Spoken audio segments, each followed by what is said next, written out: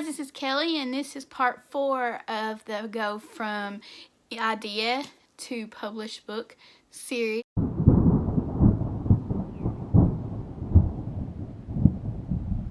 you believe we're already here? Oh my gosh. I hope you've enjoyed all the other videos up till now, and all the links will be in the description and the cards if I get them up there. Maybe I will. A little bit of backstage or behind the scenes info. I do not feel good today. I have a sinus infection and a double ear infection, so don't feel great. I feel a lot better than I did, but truth be told, the only reason I'm filming this today and not waiting for another day is I could do it tomorrow, but my hair looks pretty good today. So I'm like, okay, I'm gonna film today. Alright, and I already have everything written down that I want to say anyway, so here we go. Okay, so we made it through the pre-writing stage. You have your idea, you have what you're going to write with, you have got that down. You have already written your story, you have edited your story, and now it's time to decide on the path of publishing that you want to take. Typically, there's two paths you can go. You can go traditionally, or you can go independently or self-published. Some people call it intertwined trade or indie, or indie and self-published are the same thing. One thing before we get into this video that I want to tell you is do not use a vanity publisher. And a vanity publisher is a publisher that says, if you pay us this amount of money, we will publish your book. That is not a publisher. It's not even really self-publishing, because you can probably do it cheaper than they are. It's a vanity publisher. Money should always come to you. Even in independently published, eventually the royalties will come to you. If you go traditionally, the money comes to you. So don't ever pay out for a publisher to publish a book for you. It's different in the indie scene. It's different paying an editor to work for you, or pay for a cover artist to work for you. That's totally different than a vanity publisher.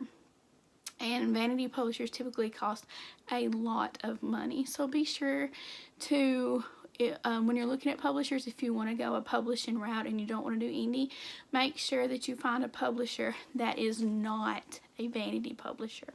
And any publisher that has you pay them is a vanity publisher. Okay, the first thing we're going to talk about is going traditional. Now, you can do both. I'm a hybrid author. I have traditional publishers, and I use traditional publishers, and I use independently. I'm independently published. So we're going to talk about, next video is going to be the pros and cons of each, but today we're just kind of talk about what they are. I still have my notes. If I look down, I'm very sorry. Okay, for a traditional publisher, you have to have an agent, or you can have a publisher that doesn't necessarily have to have an agent query them for you. There are some publishers out there that you don't have to have an agent to query them. Of course, then you have to have a query, and we can go into more of that detail of that later. Basically, a query is an introductory letter, tells about you and your book and why you're querying them. Make sure you make it personalized. You use a synopsis, which most people think is like the hardest thing about writing, is putting your whole book into a coherent 1 to 2 page summary of your book, and you have to give the ending, if you're especially in a synopsis. You need to put your word count, and you need to put your genre. You need to put if it's young adult or middle grade, and you need to put what genre it's in. Is it fantasy? Is it horror? Is it romance? Put that in your query too. To find agents and publishers to query, you can go to Query Tracker.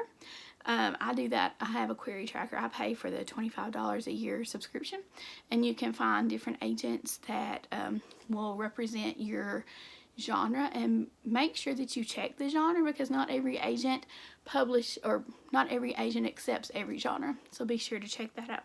You can also find agents on Twitter. Don't be careful. Just because somebody says they're an agent doesn't mean that they're a good agent. And there's something called MSWL, and it's manuscript wish list, and it's where agents, they'll put their wish list on Twitter, and if you have a book that kind of goes with that, you can query them and say, hey, I saw this tweet, I think I have a book that matches with it. Now, don't write a book based on manuscript wish list, because the agent, what they're looking for, changes very frequently, just like the market changes very frequently. So I would write the book of your heart, and then try to find an agent if you want to go that way that meshes with that. And then while you're trying to find an agent, you can always write book 2. Once you have queried a publisher or you have queried an agent, you will either get a rejection or an acceptance. If you get a rejection, it's okay to cry. It happens. We all have rejections. It just comes with it. Make sure to just try again. It's okay to be sad about it. We're always sad about it if you get a rejection. Try again. Don't give up if that's the end goal of what you're wanting. If you get an acceptance email, just because an agent accepts you or a publisher accepts you doesn't mean that you have to sign with them. You will get on a phone call. You will talk about your book. You will talk about the plans for your book. And you can kind of see if you're the right fit. If you sign with them, then you'll go through more edits, and then you will go through submission, where the agent sends your books out to publishers. For self-publishing, there's a lot of things you have to do. You have to hire an editor. You have to hire a formatter. You have to hire a cover designer, and you have to make sure they are professionals.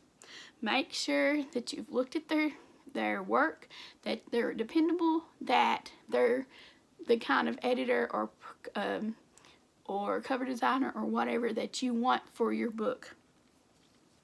You also need to decide if you want to go wide or if you want to go in KU. You need to set your release date. KU, by the way, is Kindle Unlimited, and we can talk about more about that later if you want to. You need to put your book up on Goodreads, because for me, I'm Kelly Martin on Goodreads. That's my name. That's my author name too. When I go in Goodreads and I put my books on it, I'm Kelly, 3 spaces, and then Martin. If somebody else tries to upload my book, it never goes in my profile because it has to be put in that way, and then I have to get a librarian to do it. So make sure that you put your book in Goodreads. It's a process, and I always have to look every time I'm going to do it because I always forget how to do it. But it's a good process. It's something to work on. You also need to figure out a release plan. Now, I know this is very far in advance to even think about a release plan, but you need, when you get to this point, you need to think about a way to release your book. There's lots of videos on YouTube about release plans. I can make one if you want me to. And basically, a release plan is what you're going to do leading up to release to tell people, hey, I have a book out. Then you upload the book. If you go wide, you can upload it on Drive to Digital, or you can upload it on the individual platforms.